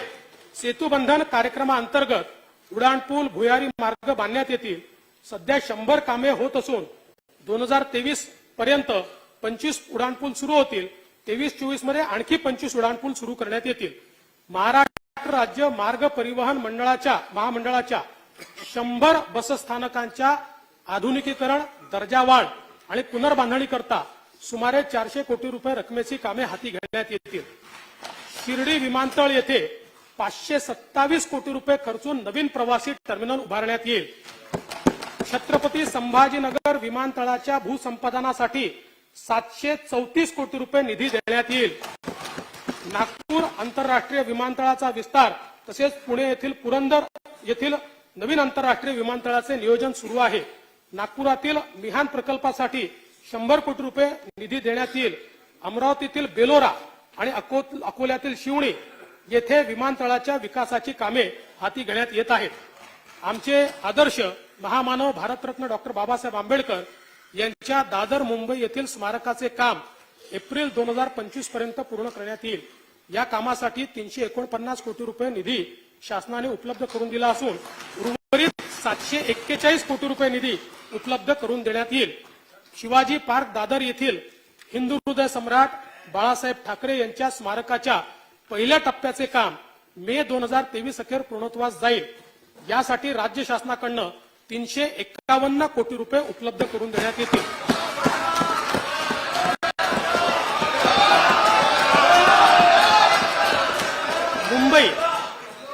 मुंबई MMR आणि ठाणे परिसरातील रहिवाशांच्या प्रवाशांच्या सुविधेला आमचे सर्वोच्च प्राधान्य आहे. त्यामुळे 337 किलोमीटर लांबीचे मेट्रो जाळे विकसित करण्यात येत असून 46 किलोमीटरचा मार्ग वाहतुकीस खुला झाला आहे. सन 23-24 मध्ये आणखी 50 किलोमीटर मार्ग खुला होईल. मुंबईतील हाती घेण्यात आलेले नवीन मेट्रो प्रकल्प असे मुंबई मेट्रो मार्ग 10 गायमुख ते शिवाजी चौक मीरा रोड, एकूण लांबी 9.2 किलोमीटर, अंदाजित किंमत 4,476 कोटी रुपये. मुंबई मेट्रो मार्ग 11 वडाळा ते छत्रपती शिवाजी महाराज टर्मिनस, एकूण लांबी 12.77 किलोमीटर, अंदाजित किंमत 8,739 कोटी रुपये, मेट्रो मार्ग 12, कल्याण ते तळोजा लांबी 20.75 किलोमीटर, प्रकल्पाचा अंदाजित खर्च 5,865 कोटी रुपये. हे प्रकल्प लवकरच पूर्ण करण्यात येतील. मुंबईच्या सुशोभीकरणाकरता 1,729 कोटी रुपयाचे अंदाजित खर्चाची नागरी सेवा सुविधा सुधारण्याची 820 कामे हाती घेतली आहेत. 121 कामे पूर्ण झाली असून उर्वरित कामे प्रगतीपथावर आहेत. मुंबई महानगर क्षेत्र विकास प्राधिकरणामार्फत पारसिक हिल बोगदा, मीरा भाईंदरला पाणी पुरवठा, मुंबई पारबंदर प्रकल्पाचे काम आणि विविध उड्डाणपुलाची कामे यावर्षी पूर्णत्वास येतील. मुंबई सभोवताल जलवाहतुकीसाठी ठाणे व वसई खाडी एकमेकाला जोडण्याचे 424 कोटी रुपये किमतीचे काम हाती घेण्यात येत आहे. गेटवे ऑफ इंडिया जवळ रेडिओ क्लब नजीक प्रवासी जलवाहतुकीसाठी जेटी आणि संबंधित सुविधा उभारण्याकरता 162 कोटी 20 लाख रुपये किमतीच्या प्रकल्पास मान्यता देण्यात आली आहे. त्यामुळे दक्षिण मुंबईहून कल्याण, डोंबिवली, ठाणे, वसई खाडी, नवी मुंबई अशी जलमार्गाने प्रवासी वाहतूक शक्य होणार आहे. सन 2023-24 या वर्षाकरता कार्यक्रम खर्चासाठी नगर विकास विभागास 9,725 कोटी रुपये, परिवहन व बंदरे विभागास 3,746 कोटी आणि सामान्य प्रशासन विभागास 1,310 कोटी रुपये इतका नियतव्यय प्रस्तावित आहे. तृतीय अमृत भरीव भांडवली गुंतवणुकीतून पायाभूत सुविधा विकास यासाठी कार्यक्रम खर्चाकरता एकूण 53,058 कोटी रुपये 55 लाख रुपयांची तरतूद करण्यात आली आहे. आता मी पंचामृतापैकी चतुर्थ अमृताकडे वळतो. चतुर्थ अमृत रोजगार निर्मिती, सक्षम कुशल रोजगारक्षम युवा. महाराष्ट्राचे नवीन लॉजिस्टिक धोरण तयार करण्यात येत आहे. भारताचे मध्यवर्ती केंद्र असलेल्या दळणवळणाच्या दृष्टीने संपूर्ण भारतातील वाहतुकीचे मध्यवर्ती ठिकाण असणाऱ्या नागपूर येथे 1,000 एकर जमिनीवर लॉजिस्टिक हब तयार करण्याचा शासनाचा मानस आहे. केंद्र शासनाच्या रिड्यूस, रियूज, रिसायकल या तत्वावर आधारित सर्क्युलर इकॉनॉमी पॉलिसीला अपेक्षित उद्योग उभे राहावेत याकरता विशिष्ट क्षेत्र तयार करून राज्यात मुंबई महानगर प्रदेश, नागपूर, पुणे, छत्रपती संभाजीनगर, नाशिक आणि रत्नागिरी या 6 ठिकाणी सर्क्युलर इकॉनॉमी पार्क उभारण्याचा शासनाचा मानस आहे. वस्त्रोद्योग व खनिकर्म क्षेत्राला चालना देण्याकरता सन 2023-24 मध्ये शासन नवीन धोरण जाहीर करेल.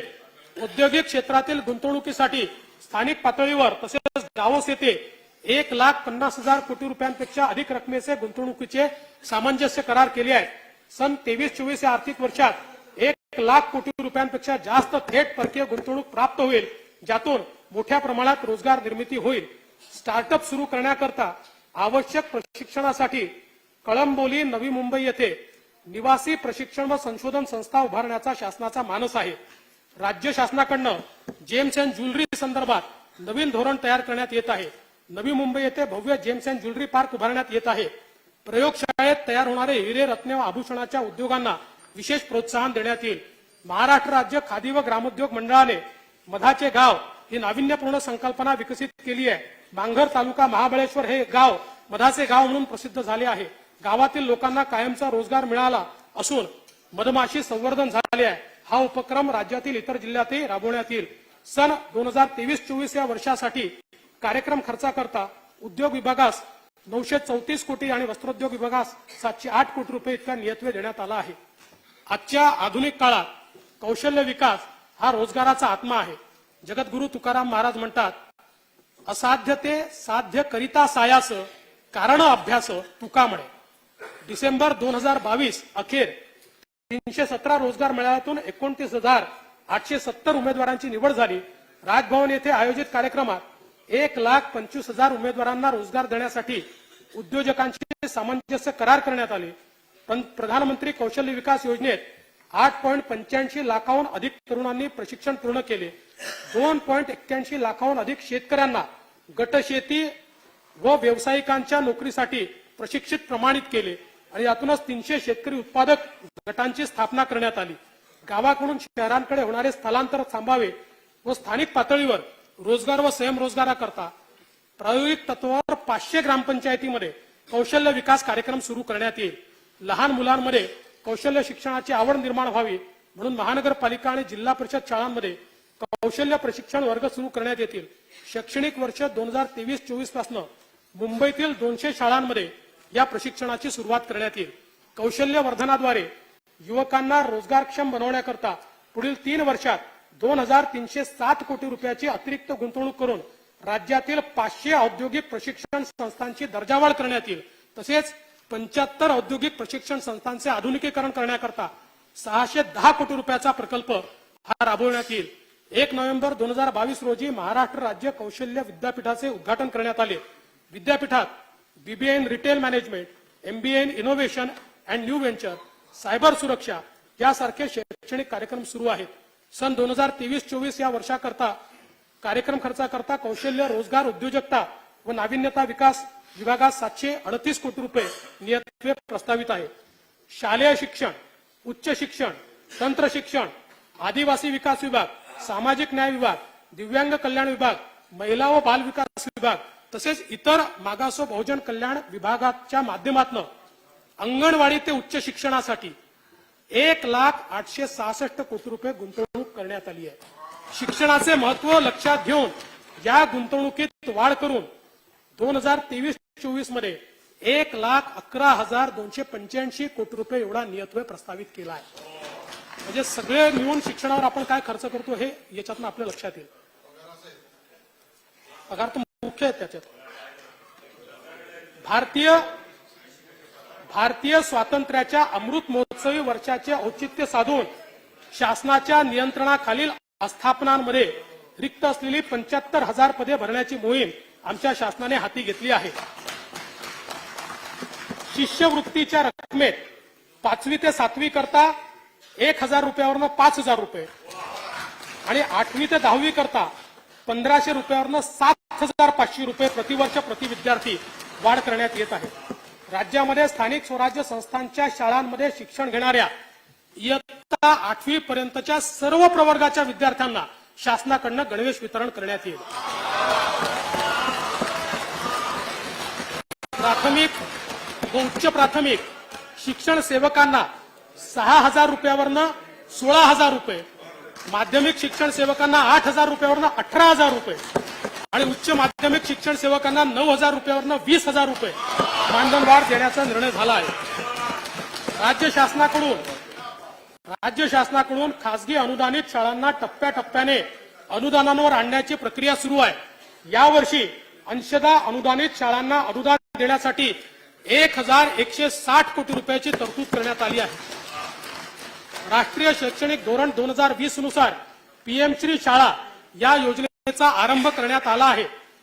816 शाळांना पीएम श्री शाळा म्हणून विकसित करण्यासाठी पुढील 5 वर्षात 1,534 कोटी रुपये एवढा निधी उपलब्ध करून देण्यात येईल. सन 23-24 या वर्षाकरता शालेय शिक्षण विभागास 2,707 कोटी रुपये इतका नियतव्यय उपलब्ध करून देण्यात आलेला आहे. उद्योगांना आवश्यक व तंत्र शिक्षक मनुष्यबळाची निर्मिती, उद्योगांशी प्रभावी समन्वय आणि नवीन संशोधन यातून रोजगार निर्मितीसाठी 10 उत्कृष्टता केंद्रे स्थापन करण्याचे प्रस्तावित आहे.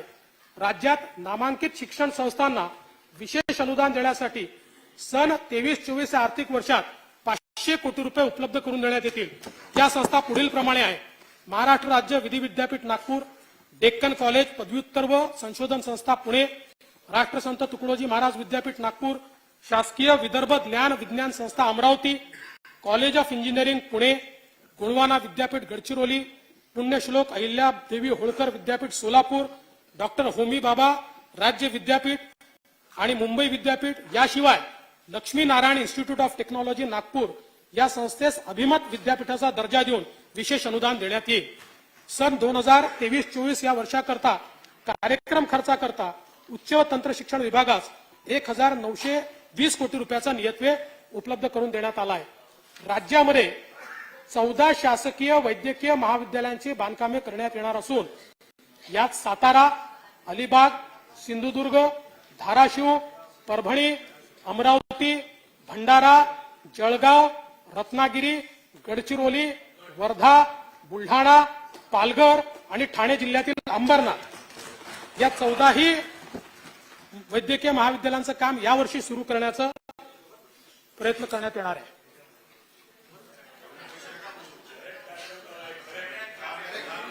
या वर्षासाठी कार्यक्रम खर्चाकरता वैद्यकीय शिक्षण व औषधी द्रव्य विभागास 2,355 कोटी रुपये एवढा नियतव्यय प्रस्तावित आहे.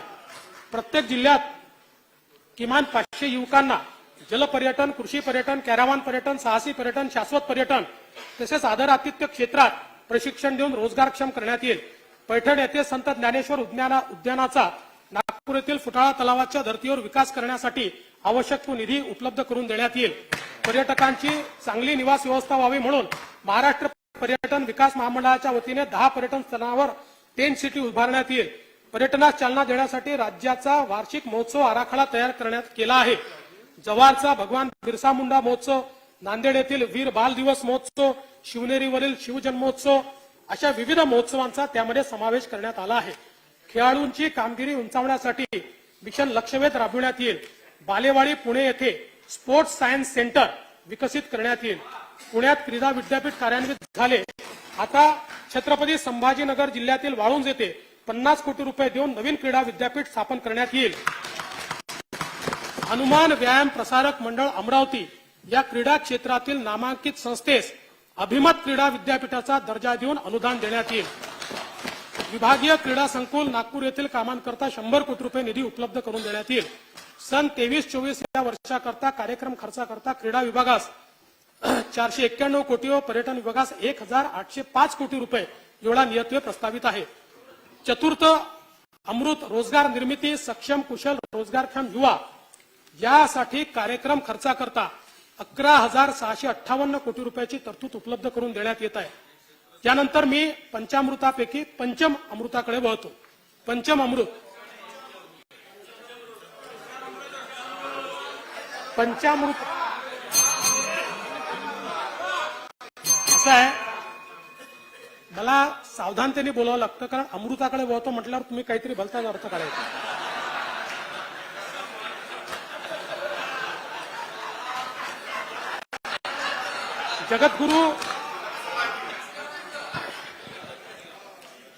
जगद्गुरु तुकाराम महाराजांनी 5 शब्दात पर्यावरण कसे मांडले पहा. झाडे झुडे जीव सोयरे पाषाण. राज्याचे नेट झिरो उत्सर्जन साध्य करण्यासाठी उपाययोजना करण्यात येतील. राज्याच्या मुख्यतः हरित ऊर्जा क्षेत्रावर भर असून त्याकरता सौर जल व पवन ऊर्जा या क्षेत्रामध्ये गुंतवणुकीचे 30,000 कोटीचे सामंजस्य करार करण्यात आले आहे. हरित हायड्रोजन, हरित अमोनिया, सौर व पवन ऊर्जा या क्षेत्रात 75,000 कोटी रुपयाची गुंतवणूक अपेक्षित आहे. हवामान बदलाच्या समस्यांचा मुकाबला करण्यासाठी केंद्र शासनाने ग्रीन बॉन्ड मधून 16,000 कोटी रुपये उभारण्याचे ठरवले आहे.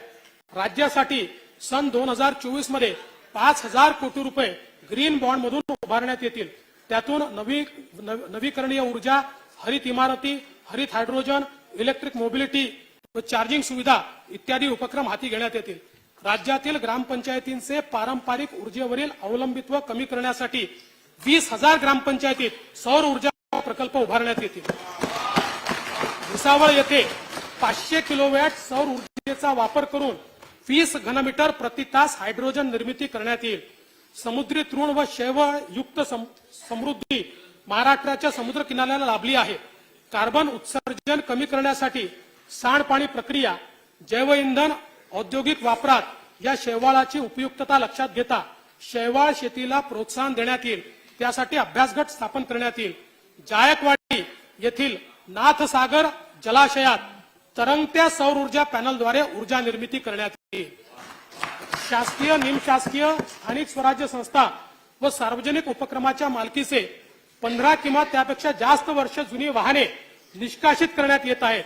खासगी वाहनांना 8 व 15 वर्षाच्या आत स्वेच्छेने निष्कासित केल्यास नवीन वाहन खरेदीसाठी कर सवलत देण्यात येईल. राज्य परिवहन मंडळाच्या ताफ्यात 5,150 इलेक्ट्रिक बसेसचा समावेश करण्यात येईल. तसेच चार्जिंग स्टेशनचे जाळे उभारण्यात येईल आणि 5,000 डिझेल बसेसचे द्रवरूप नैसर्गिक वायू इंधनावरील वाहनांमध्ये रूपांतर करण्यात येईल. माध्यमिक व उच्च माध्यमिक शाळांमध्ये पर्यावरण सेवा योजना 12 जिल्ह्यातील 50 शाळांमध्ये सुरू आहे. या योजनेची व्याप्ती वाढवून येत्या 5 वर्षात 7,500 शाळांमध्ये ही योजना राबवण्यात येईल. स्वातंत्र्याच्या अमृत महोत्सवी पर्वाचे औचित्य साधून सरोवर संवर्धन योजनेत नव्या 75 तलावांचे पर्यावरणपूरक संवर्धनाचे काम हाती घेण्यात येईल. तसेच अमृत सरोवर निर्मितीची योजना 15 ऑगस्ट 23 पर्यंत पूर्णत्वास नेण्यात येईल. प्रत्येक शहरात धार्मिक दृष्ट्या महत्वपूर्ण आणि औषधी वृक्षांची अमृत वन उद्याने निर्मित करण्यात येतील. ग्रामीण भागात पर्यावरणपूरक कडुनिंब, वड, उंबर, देशी आंबा आणि बेल या 5 वृक्षांच्या लागवडीतून पंचायतन निर्माण करण्यात येईल. धार्मिक स्थळांच्या परिसरात देवराई तयार करण्यात येईल. औषधी, शोभिवंत व व्यावसायिक दृष्ट्या महत्वाच्या वृक्ष प्रजातींची प्रमाणित रोपांच्या निर्मितीसाठी 50 हायटेक रोपवाटिकांची स्थापना करण्यात येईल. हिंदू हृदय सम्राट बाळासाहेब ठाकरे गोरेवाडा प्राणी संग्रहालयात आफ्रिकन सफारी व पक्षी उद्यान येत्या वर्षी सुरू करण्यात येईल. शिवनेरी तालुका जुन्नर जिल्हा पुणे येथे बिबट सफारी सुरू करण्यात येईल. सन 2023-24 या वर्षासाठी कार्यक्रम खर्चाकरता वन विभागास 2,294 कोटी, पर्यावरण व वातावरणीय बदल विभागास 224 कोटी आणि ऊर्जा विभागास 10,919 कोटी रुपये इतका नियतव्य प्रस्तावित आहे. पंचम अमृत पर्यावरण पूरक विकास याकरता एकूण 13,437 कोटी रुपयांची तरतूद करण्यात आली आहे. गुन्ह्याचा शास्त्रीय तपास आणि अपराध सिद्धतेत वाढीसाठी न्याय सहाय्यक वैज्ञानिक प्रयोगशाळा संचालनालयास बळकट करण्यात येईल. न्याय वैद्यक विज्ञान महाविद्यालयाची स्थापना करण्यात येईल. राज्यात 45 ठिकाणी अत्याधुनिक न्याय सहाय्यक मोबाईल युनिट्स देण्यात येतील.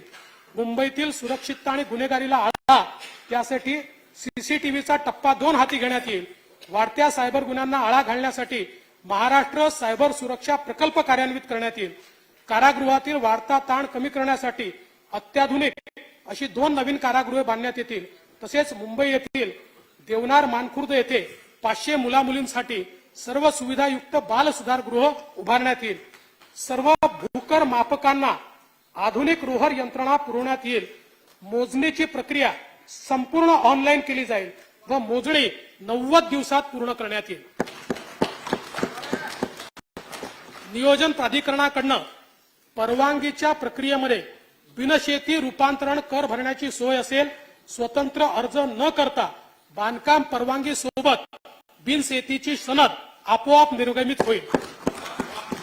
सध्या सेवा कालावधीनुसार कोतवालांना 7,500 रुपये ते 15,000 रुपये दरमहा मानधन देण्यात येते. सर्व 12,793 कोतवालांना यापुढे 15,000 रुपये मानधन देण्यात येईल.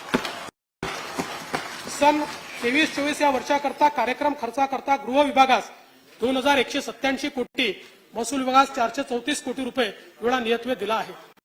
वाशिम जिल्ह्यातील पोहरादेवी येथे संत सेवालाल महाराज यांचे स्मारक हे बंजारा समाजाचे तीर्थक्षेत्र आहे. पोहरादेवी व उमरी तीर्थक्षेत्राच्या सुमारे 500 कोटी रुपये रकमेच्या विकास आराखड्यातील कामे पुरेसा निधी उपलब्ध करून पूर्ण करण्यात येतील. सह्याद्री पर्वतात स्थित, हे आपल्याकरता महत्वाचं आहे, सगळ्यांना संदेश आहे. सह्याद्री पर्वतात स्थित थेट शिवशंकराशी संबंधित असलेल्या भीमा नदीच्या तीरी अत्यंत प्राचीन आणि जागृत असलेल्या तसेच शिवपुराणात वर्णिलेल्या पुणे जिल्ह्यातील भीमाशंकर ज्योतिर्लिंगासह त्र्यंबकेश्वर जिल्हा नाशिक, घृष्णेश्वर जिल्हा छत्रपती संभाजीनगर, औंढ्या नागनाथ जिल्हा हिंगोली, वैजनाथ जिल्हा बीड या महाराष्ट्रातील 5ही ज्योतिर्लिंग तीर्थक्षेत्र परिसर विकासाची कामे हाती घेण्यात येतील. राज्यातील प्राचीन मंदिराच्या जतन संवर्धनाची कामे हाती घेण्यात येतील. यासाठी 300 कोटी रुपये तरतूद प्रस्तावित केली आहे.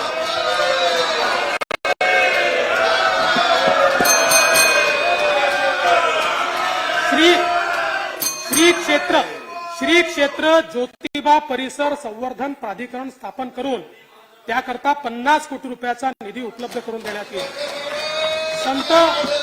संत गाडगे बाबा यांचे गाडगेनगर येथील समाधी स्थळ तसेच कर्मभूमी असलेल्या ऋणमोचन तीर्थक्षेत्रासाठी 25 कोटी रुपये निधी उपलब्ध करून देण्यात येईल. हे वर्ष चक्रधर स्वामी अष्टशताब्दी जन्मोत्सवाचे वर्ष आहे. महाराष्ट्रामध्ये महानुभाव पंथाच्या दृष्टीने महत्वपूर्ण असलेल्या रिद्धपूर, काटोल, विष्णूर, जाळीचा देव, पोहीचा देव, नांदेड, पांचाळेश्वर, पैठण येथील देवस्थानाच्या ठिकाणी विकास करण्याकरता भरीव तरतूद करण्यात येईल. श्री संत नामदेव महाराजांचा अभंग आहे, नाचू कीर्तनाचे रंगी ज्ञानदीप लावू जगी. वारकरी संप्रदायाने एक संपन्न वारसा महाराष्ट्राला दिला आहे. अनेक कीर्तनकार, प्रवचनकार, निरूपणकार हे आध्यात्मिक शिकवण तर देतातच, याशिवाय व्यसनमुक्ती, अंधश्रद्धा निर्मूलन, शिक्षण आदी क्षेत्रात मौलिक कामगिरी करून राष्ट्र चारित्र्य घडवित आहेत. राष्ट्र निर्माणातील या सर्व सच्च्या पाईकांसाठी श्री संत नामदेव महाराज कीर्तनकार सन्मान योजना राबवण्यात येईल. प्रज्ञाचक्षू संत गुलाबराव महाराजांच्या अमरावती जिल्ह्यातील स्मारकाकरता निधी उपलब्ध करून देण्यात येईल. राष्ट्रसंत तुकडोजी महाराजांच्या प्रेरणेने 1942च्या स्वातंत्र्य लढ्यात बलिदान दिलेल्या स्वातंत्र्य सैनिकांची स्मृती भावी पिढीला सदैव प्रेरणा देत राहावी, याकरता आष्टी जिल्हा वर्धा येथे भव्य व साजेश स्मृतीस्थळ उभारण्यात येईल. महात्मा गांधींनी मिठाचा सत्याग्रह सुरू केल्यानंतर त्याला प्रतिसाद म्हणून विदर्भात जंगल सत्याग्रह करण्यात आला होता. महाराष्ट्रातील 3 ठिकाणी जंगल सत्याग्रहाची स्मारके उभारण्यात येतील. संत ज्ञानेश्वर माऊली व संत तुकोबाराय यांच्या पालखीसोबत संत सोपानदेव, संत निवृत्तीनाथ, संत मुक्ताई यांचे निर्मलवारी करता 20 कोटी रुपये निधी उपलब्ध करून देण्यात येत आहे. बीड जिल्ह्यातील गहिनीनाथ गडाच्या संवर्धन व विकासासाठी 25 कोटी रुपये निधीची तरतूद करण्यात येईल. छत्रपती संभाजी नगर जिल्ह्यातील म्हैसमाळ, वेरूळ, खुलताबाद, सुलीभंजन विकास आराखड्यास आवश्यक निधी उपलब्ध करून देण्यात येईल. त्याला मागे दिलाय, तो थोडा रोखला होता, तो तुम्ही रोखला होता, म्हणजे आम्ही देऊ पुरा.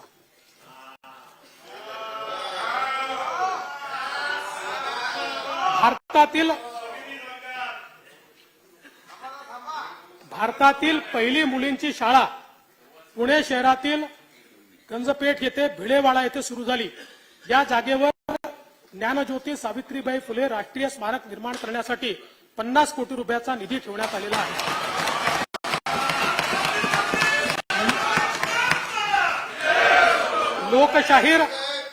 लोकशाहीर अण्णाभाऊ साठे यांचे जन्मस्थळ वाटेगाव, तालुका वाळवा, जिल्हा सांगली येथे स्मारकासाठी 25 कोटी रुपये निधी देण्यात येईल. स्वर्गीय रासू गवई यांच्या अमरावती येथील स्मारकाकरता 25 कोटी रुपये निधी देण्यात येईल. महाराष्ट्रातील ख्यातकीर्त विचारवंत साक्षेपी समीक्षक कैलासवासी नरहर कुरंदकर यांच्या नांदेड येथील स्मारकास आवश्यक निधी देण्यात येईल. कोकरूड तालुका शिराळा, जिल्हा सांगली येथे स्वर्गीय शिवाजीराव देशमुख यांचे स्मारक उभारण्यासाठी 20 कोटी रुपयाचा निधी देण्यात येईल. संत जगनाडे महाराजांचा जीवनाचा परिचय नवीन पिढीला व्हावा म्हणून नागपूर येथे श्री संत जगनाडे महाराज आर्ट गॅलरी उभारण्यासाठी 6 कोटी रुपये निधी देण्यात येईल. तसेच सुदुंबरे, तालुका मावळ, जिल्हा पुणे येथे त्यांच्या समाधी स्थळाच्या विकासासाठी 25 कोटी रुपये निधी देण्यात येईल. श्री क्षेत्र रिद्धपूर, जिल्हा अमरावती ही महानुभाव पंथाचीच नव्हे तर मराठी वाङ्मयाची सुद्धा काशी आहे. या भूमीमध्ये मराठीतील पहिला हस्तलिखित आद्य ग्रंथ लीळाचरित्र चक्रधर स्वामींनी लिहिला. रिद्धपूर, जिल्हा अमरावती येथे मराठी भाषा विद्यापीठ स्थापन करण्यात येईल.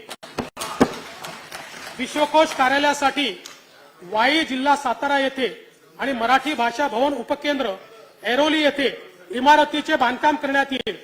मराठी भाषेचा प्रचार प्रसार करण्यासाठी मराठी भाषा युवक मंडळे स्थापन करण्यात येतील. सांगली येथे नवीन नाट्यगृहाच्या बांधकामासाठी 25 कोटी रुपये निधी उपलब्ध करून देण्यात येईल. राज्यातील सर्व नाट्यगृहाच्या देखभाल दुरुस्तीसाठी 50 कोटी रुपये राखून ठेवण्यात आले आहेत.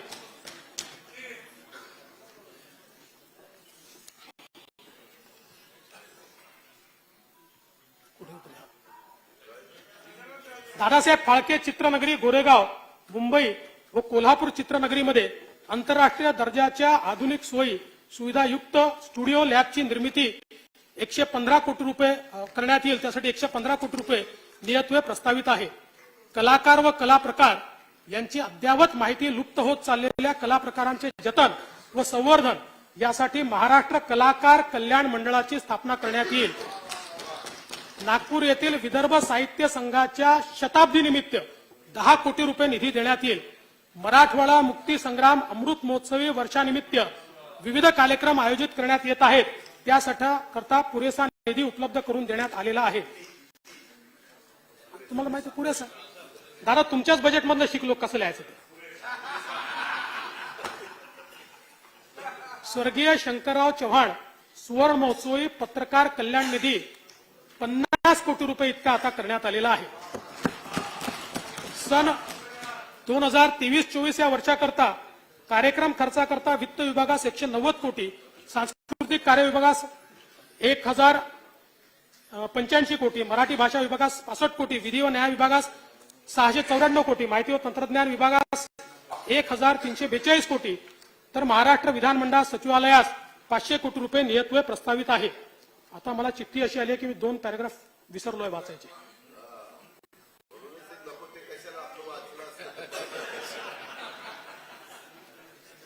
नाही, त्यांना वाटलं मी वाचलंय ते सगळं वाचलं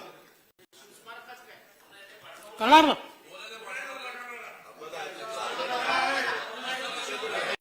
सन 2022-23 अर्थसंकल्पात 4,03,427 कोटी रुपये महसुली जमा अपेक्षित होती। महसुली जमेचे सुधारित अंदाज 4,30,994 कोटी रुपये निश्चित करण्यात आले आहेत। सन 2022-23 एकूण खर्चाचे अर्थसंकल्पीय अंदाज 4,95,404 कोटी रुपये व सुधारित अंदाज 5,28,285 कोटी रुपये असून आपत्तीच्या काळात राज्यातील जनतेला केलेली भरीव मदत इत्यादी कारणांमुळे 22-23 या वर्षाच्या खर्चाच्या सुधारित अंदाजात वाढ झाली आहे। सन 2023-24 या आर्थिक वर्षात जिल्हा वार्षिक योजनेअंतर्गत 15,150 कोटी रुपयांची भरीव तरतूद करण्यात आली आहे। मागील वर्षीच्या तुलनेत ही तरतूद 1,810 कोटी रुपयांनी जास्त आहे। सन 2023-24 मध्ये कार्यक्रम खर्चाची रक्कम 1,72,000 कोटी रुपये निश्चित करण्यात आली होती। त्यामध्ये अनुसूचित जाती उपयोजनेच्या 13,820 कोटी रुपये तर आदिवासी विकास उपयोजनेचे 12,655 कोटी रुपये नियतव्ययाचा समावेश आहे। सन 2023-24 अर्थसंकल्पामध्ये एकूण खर्चासाठी 5,47,450 कोटी रुपयाची तरतूद केली आहे। सन 2023-24 अर्थसंकल्पामध्ये महसुली जमा 4,49,522 कोटी रुपये, महसुली खर्च 4,65,645 कोटी रुपये अंदाजित केला आहे। परिणामी 16,122 कोटी रुपये महसुली तूट येत आहे। राजकोषीय सुधारणांमध्ये राज्य नेहमीच अग्रेसर राहिला आहे।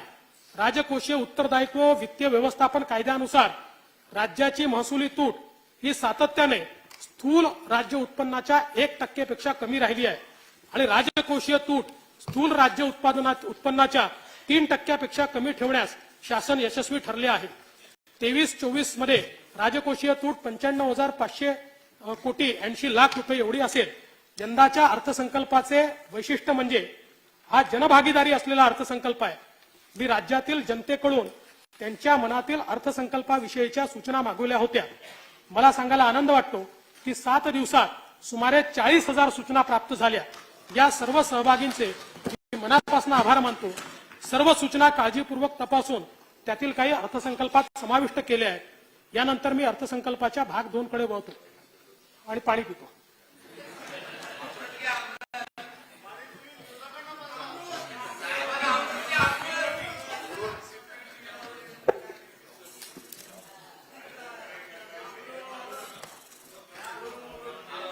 आता मी अर्थसंकल्पाचा भाग 2 सभागृहासमोर सादर करीत आहे। सन 2022-23 या आर्थिक वर्षासाठी राज्याचा स्वतःचा कर महसुलाचा सुधारित अंदाज रुपये 2,75,786 कोटी रुपये इतका आहे। यामध्ये वस्तू व सेवा कर, मूल्यवर्धित कर, मुद्रांक शुल्क व नोंदणी फी, राज्य उत्पादन शुल्क या करांचा वाटा 2,43,411 कोटी रुपये आहे। सन 2023-24 या आर्थिक वर्षासाठी राज्याच्या स्वतःच्या कर महसुलाचे अर्थसंकल्पीय उद्दिष्ट रुपये 2,98,181 कोटी एवढे निश्चित करण्यात आले आहे। राज्य शासनातर्फे प्रस्तावित असलेल्या विविध आर्थिक उपयोजनांमुळे हे उद्दिष्ट पूर्ण होईल याची मला खात्री आहे. महिला सक्षमीकरण, करदात्यांना सवलती आणि शासनाच्या महसुलात वृद्धी होऊनच अर्थव्यवस्थेला चालना देण्यासाठी मी पुढील प्रस्ताव सादर करीत आहे. नोकरी करणाऱ्या महिलांना सध्या मासिक 10,000 रुपयापेक्षा अधिक वेतन असल्यास व्यवसाय कर भरावा लागतो. महिलांची क्रयशक्ती वाढविण्यासाठी ही मर्यादा 10,000वरून 25,000 रुपये प्रस्तावित करण्यात येते आहे. त्यामुळे मासिक 25,000 रुपयेपर्यंत वेतन असलेल्या महिलांना कोणताही व्यवसाय कर भरावा लागणार नाही. व्यवसाय कर अधिनियमामध्ये दिव्यांग व्यक्तीची व्याख्या दिव्यांग व्यक्ती हक्क अधिनियम 2016 नुसार सुधारित करण्याचे प्रस्तावित आहे. या सुधारणेमुळे व्यवसाय कर सुटीसाठी प्राप्त ठरणाऱ्या दिव्यांग व्यक्तींच्या संख्येत वाढ होईल. तसेच व्यवसाय करातून सूट देण्याची प्रक्रिया सोपी होईल. हवाई वाहतुकीला प्रोत्साहन आणि आर्थिक विकासाला गती देण्याच्या उद्देशाने बृहन्मुंबई महानगरपालिका, पुणे महानगरपालिका आणि रायगड जिल्हा या भौगोलिक क्षेत्रात विमान चालन चक्की इंधनावरील म्हणजे एटीएफ वरील मूल्यवर्धित कराचा दर 25% बंगलोर आणि गोव्याच्या समकक्ष म्हणजे 18% करण्याचे प्रस्तावित आहे. वस्तू व सेवा कर कायदा लागू होण्यापूर्वी राज्य कर विभागातर्फे राबविण्यात आलेल्या विविध कायद्यांच्या संदर्भात महाराष्ट्र कर, व्याज, शास्ती व विलंब शुल्क यांच्या थकबाकीची तडजोड योजना 2023 ही अभय योजना मी जाहीर करत आहे. या अभय योजनेचा कालावधी 1 मे 2023 ते 31 ऑक्टोबर 2023 असेल. म्हणजे जीएसटी लागायच्या आधीची थकबाकीची योजना आहे, जी तुम्ही केली होती तशीच आहे. दिनांक 1 मे 2000 वैधानिक आदेशानुसार कोणत्याही वर्षासाठीची व्यापाऱ्याची थकबाकी रुपये 2 लाखापर्यंत असल्यास सदर रक्कम त्या वर्षासाठी पूर्णपणे माफ करण्याचे प्रस्तावित आहे. या अभय योजनेचा लाभ लहान व्यापाऱ्यांना अंदाजे 1 लाख प्रकरणात होईल. कोणत्याही वैधानिक आदेशानुसार व्यापाऱ्याची थकबाकी रुपये 50 लाख किंवा त्यापेक्षा कमी आहे अशा प्रकरणात एकूण थकबाकीच्या 20% रक्कम भरल्यास उर्वरित 80% रकमेस माफी देण्यात येईल. लहान व मध्यम व्यापाऱ्यास याचा लाभ अंदाजे 80,000 प्रकरणात होईल. वरील प्रस्तावांना सन्माननीय सदस्यांचा पाठिंबा मिळेल असा माझा विश्वास आहे. आज तुकाराम बीज असल्याने जगद्गुरू संत तुकाराम महाराजांचा जे अभंग माझ्या भाषणात आले. तुकोबाराय म्हणायचे, स्वप्नीही दुःख कोणी न देखे डोळा. हीच त्यांची रामराज्याची कल्पना होती. ज्ञानेश्वर माऊली म्हणतात, दुरितांचे तिमिर जाहो, विश्वस्व धर्म सूर्य पाहो, जो जे वांछील तो ते लाहो, प्राणी जात. या अर्थसंकल्पाचा हाच प्रासादिक संदेश आहे. तीच आमची प्रामाणिक भावना आहे. तशीच कृती राज्य सरकारकडनं होईल. जय हिंद, जय महाराष्ट्र. सन 2023-2024चा अर्थसंकल्प सभागृहासमोर सादर करण्यात आला. अर्थसंकल्पीय प्रकाशनाचे पेनड्राईव्ह असलेल्या सूटकेसेस सन्माननीय सदस्यांना देण्याची व्यवस्था वित्त विभागात